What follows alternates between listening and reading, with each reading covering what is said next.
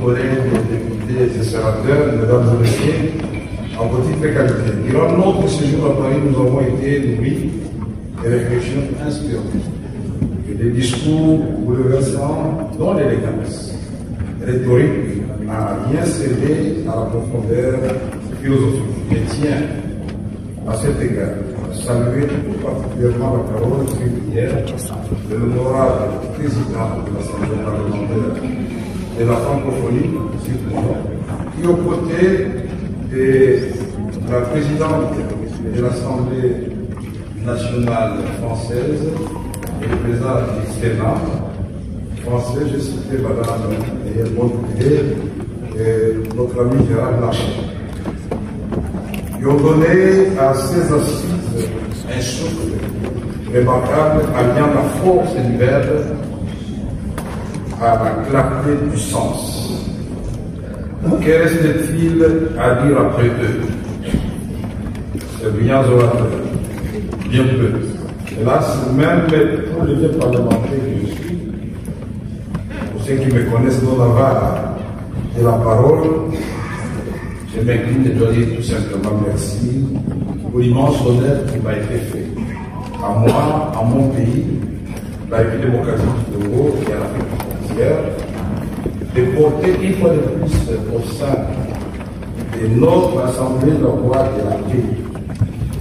À travers cette nouvelle résolution que vous apprêtez à adopter, je n'en doute point, au regard des acclamations qui ont suivi sa lecture, nous disons merci. Elle incarne notre engagement commun à faire triompher une paix durable, sans jamais transiger ni sur la justice, ni sur la souveraineté des nations, particulièrement celle de la République. Je suis profondément reconnaissant du privilège de m'exprimer aujourd'hui, enseigner chargé d'histoire.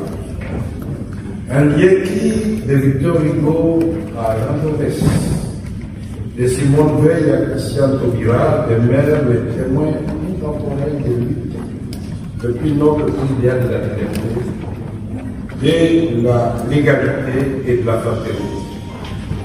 Un lieu où résonne l'écho de ce que la langue française a su accomplir par le passé et de la promesse de ce que le peut encore offrir. Rassembler les hommes et les femmes de tous les continents, unir sans confondre, conjuguer les différences sans nier les identités, créer des convergences sans étouffer la diversité et promouvoir un dialogue sincère entre les peuples dans la dignité et le respect mutuel. Je vous exprime toute ma gratitude. Ce projet de résolution ou de pédiatrisme de résolution que nous avons porté ensemble, comme il a été dit ici, la République démocratique du Congo et le Rwanda, les participants à ces assises, est un acte politique fort, un jalon historique qui témoigne de notre aspiration à une diplomatie parlementaire renforcée, plus active et plus audible dans l'espace francophone. C'est à ce prix que notre Assemblée se révélera à la hauteur de la vision de Léopold Sédar Senghor lorsqu'il a fait ce sont les peuples qui par l'intermédiaire de leurs élus nous sommes. Nous serons les gouvernements à aller de la vie. Ne nous y trompons pas. Notre action commune participe d'une quête de sens et de profondeur. Et nous devons résolument inciter à la francophonie politique dans son cheminement vers la vie.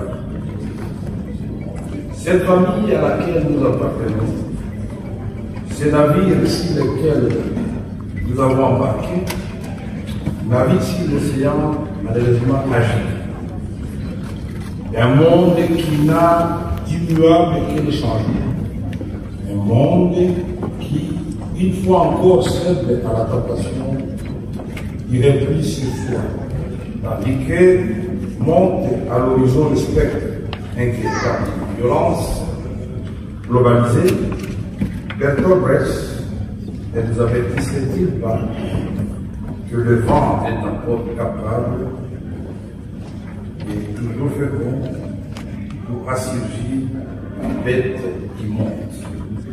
L'angoisse des naufrages annonce politique, militaire, économique, humanitaire, climatique, écologique et même numérique contraste pourtant avec notre capacité politique à imaginer un autre État, un futur meilleur pour tous. Il nous revient alors d'entendre l'avertissement d'Ami Malouf. Lorsqu'il déclare ceci, pour la première fois dans l'histoire, nous avons les moyens de débarrasser de l'espèce humaine tous les mots qui l'assaillent pour la conduire sérieusement vers une ère de liberté, de progrès sans tâche, de solidarité planétaire et d'opulence partagée. Et nous voilà pourtant lancés à partir dans une direction opposée. Mais en agissant comme nous l'avons fait,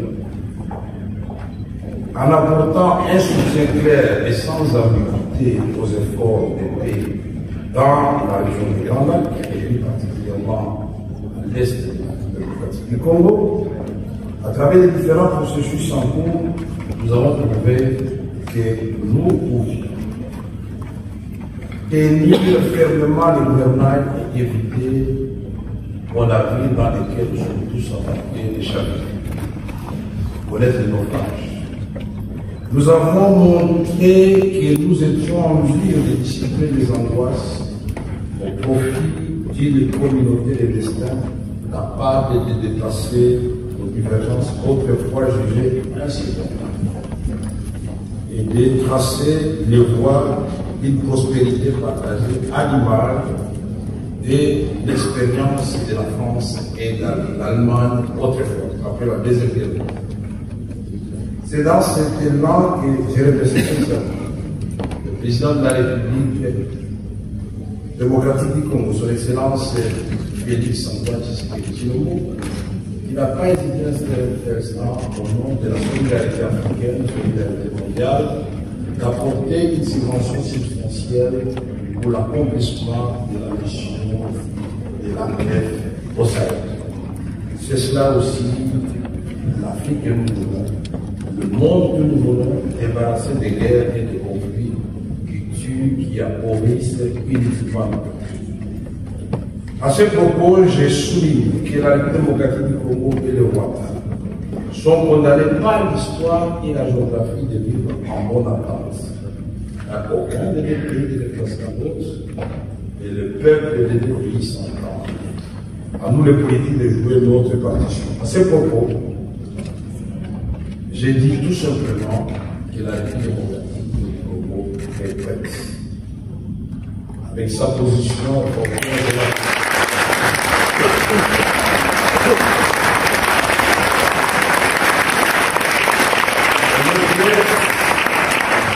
Il est prêt à faire la paix avec son voisin, le Rwanda. Il est prêt avec sa jeunesse, ces femmes engagées pour la paix et le développement, ces femmes qui sont les premières victimes de cette guerre injuste qui nous est posée à l'est de la République.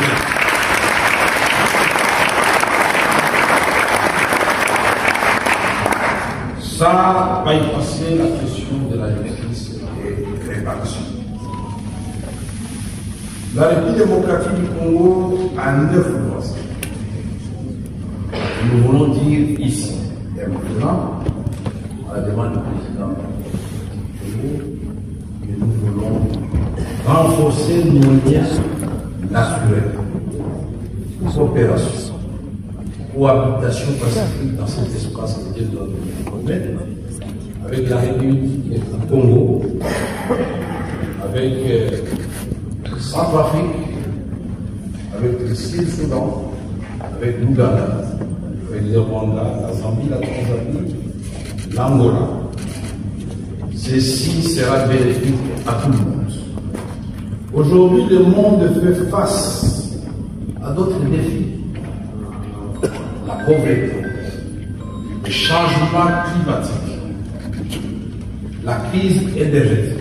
Qui dans cette salle peut dire aujourd'hui la démocratie, la transition énergétique?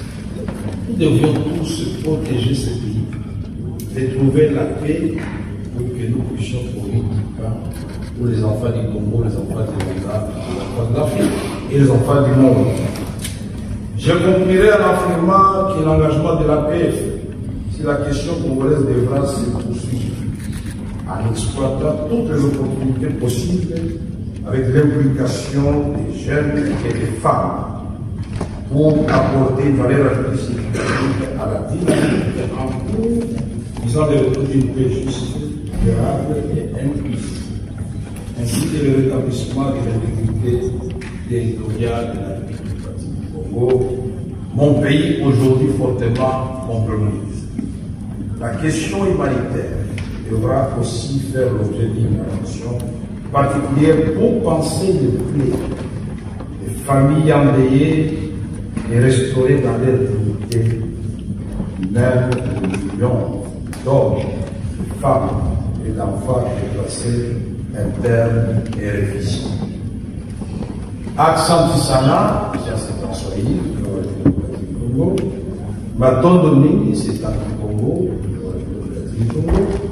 Tosa Kidila, en République démocratique du Congo. Et pour l'espace francophone, je vous remercie.